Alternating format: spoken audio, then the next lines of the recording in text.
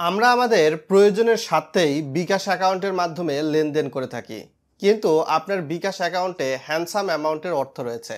সেটি 50,000, 1 লাখ বা 2 লাখ, এর চেয়েও কম বেশি হতে পারে। কিন্তু একদিন দেখলেন বিকাশ কর্তৃপক্ষ আপনার অ্যাকাউন্টটি বন্ধ করে দিয়েছে। বিকাশ কর্তৃপক্ষের সঙ্গে আপনি বিকাশের হেল্পলাইনে যোগাযোগ করলেন বা বিকাশ অ্যাপস থেকে লাইভ চ্যাটে যোগাযোগ করলেন। তার পরবর্তীতে তারা আপনার কাছ থেকে কিছু তথ্য নিয়ে আপনার কাছ থেকে 3 দিন থেকে 7 দিন সময় নিল। এরপর আপনার ফোনে এইরকম একটা মেসেজ পাঠিয়ে দিল। আপনার বিকাশ অ্যাকাউন্টে যে 50,000 বা 1 লক্ষ সমপরিমাণ অর্থ বা এর চেয়ে কম বেশি অর্থটা রয়েছে, এটি আপনি আর তুলতে পারবেন না। বিকাশ অ্যাকাউন্টটি পার্মানেন্টলি স্থায়ীভাবে আপনার বন্ধ করে দেওয়া হয়েছে। এটি হওয়ার মূল কারণটি কি? বর্তমান সময়ে আমাদের আশেপাশে অনেকেরই কিন্তু বিকাশ অ্যাকাউন্ট এরকম বন্ধ হয়ে যাচ্ছে। শুধুমাত্র বিকাশের কথা বলবো না, নগদ রকেটের অ্যাকাউন্টও কিন্তু বন্ধ হয়ে যাচ্ছে। এর মূল কারণ হচ্ছে P2P। আপনারা হয়তোবা ইতিমধ্যে অবগত রয়েছেন, অনেকেই কিন্তু বাইন্যান্স বাইবিট ইউজ করে। এ সকল বাইন্যান্স বাইবিটের মাধ্যমে ডলার বাই সেল করে, যা বাংলাদেশে কখনোই বৈধ নয়। তো এরই প্রেক্ষাপটে কিন্তু দেখা যাচ্ছে অনেকের বিকাশ অ্যাকাউন্টগুলো অস্বাভাবিক লেনদেন বা অস্বাভাবিক ট্রানজ্যাকশনের কারণে, বা যারা P2P করে, এই অ্যাকাউন্টগুলোই কিন্তু বিকাশ কর্তৃপক্ষ বন্ধ করে দিচ্ছে। আর আপনি আপনার অর্থগুলোও কিন্তু তুলতে পারবেন না। ভিডিওটা লাইক করে চ্যানেলে নতুন হলে সাবস্ক্রাইব করে দিবেন, এরকম ইনফরমেটিভ ভিডিওর আপডেট পেয়ে যাবেন। আরও অনেক কারণ রয়েছে। সাধারণত দেখা যায় যে আপনি একই বিকাশ নাম্বারে হয়তোবা খুব স্বাভাবিক লেনদেন করছেন না, অস্বাভাবিক লেনদেন করছেন। 5 মিনিট, 10 মিনিট বা আধা ঘন্টা, 1 ঘন্টা পর পর আপনি 500, 1000 ওই একই পরিমাণ অর্থ লেনদেন করছেন। এগুলোও কিন্তু P2Pর মধ্যে এসে থাকে।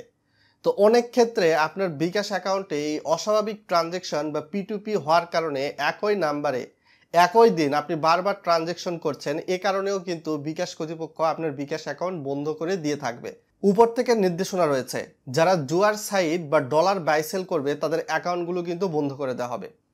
এর বাইরে গিয়ে আপনি আপনার বিকাশ অ্যাকাউন্ট থেকে একই নাম্বারে 5 মিনিট, 10 মিনিট পর পর যদি মোবাইল রিচার্জ করেন, সেক্ষেত্রেও কিন্তু আপনার বিকাশ অ্যাকাউন্ট বন্ধ করে দেওয়া হবে। তো এক্ষেত্রে অবশ্যই আপনি মিনিমাম 15 থেকে 20 মিনিট পর পর একটা নাম্বারে রিচার্জ করতে পারেন, এবং সেক্ষেত্রে রিচার্জের পরিমাণটা সবসময় একরকম করবেন না। এখন হয়তো বা 20 পরিমাণ সমপরিমাণ অর্থ করলেন, পরে হয়তো বা 40 টাকা বা 50 টাকা, 100 টাকা এইরকম করবেন। সেক্ষেত্রে আপনার বিকাশ অ্যাকাউন্টও কিন্তু অনেকটা সেফ থাকবে। তাই আপনারও কিন্তু উপযুক্ত সময় আপনার বিকাশ অ্যাকাউন্টে যদি বেশি পরিমাণ অর্থ থাকে, এই অর্থটাকে বেশি পরিমাণ অর্থ না রেখে আপনি হয়তোবা জাস্ট যেই পরিমাণ অর্থ 1000, 500 বা 2000 এই পরিমাণ অর্থ রাখুন। কেননা আপনার বিকাশ অ্যাকাউন্টটা যদি বিকাশ কর্তৃপক্ষ একবার বন্ধ করে দেয়, এই অ্যাকাউন্টটা পুনরায় সচল করা কিন্তু অনেকটা অস্বাভাবিক বিষয়। আবার অনেকের ক্ষেত্রে দেখা গিয়েছে যে এই বিকাশ অ্যাকাউন্টটা যেটা পার্মানেন্টলি বন্ধ করে দিয়েছে, সরাসরি বিকাশের হেড অফিস বা বিভাগীয় অফিসে গিয়ে তারা কিন্তু আইনগত অনেক ঝামেলায় পড়েছে। তাই আপনাকে সিদ্ধান্ত নিতে হবে, আপনি আপনার প্রয়োজনের সাথে বিকাশ অ্যাকাউন্টে যখন লেনদেন করছেন, সেক্ষেত্রে সেই লেনদেনটা স্বাভাবিক করবেন না অস্বাভাবিক করবেন। অস্বাভাবিক লেনদেন কি কি কারণে ধরা হয়, যেগুলো আমি আপনাদের সামনে উপস্থাপন করে দিয়েছি। বাকি সিদ্ধান্তটুকু আপনার। ভিডিওটা শেয়ার করে আরও মানুষকে জানিয়ে দিতে পারেন। আর প্রশ্ন থাকলে ভিডিওর কমেন্ট বক্সে ড্রপ করুন। ধন্যবাদ।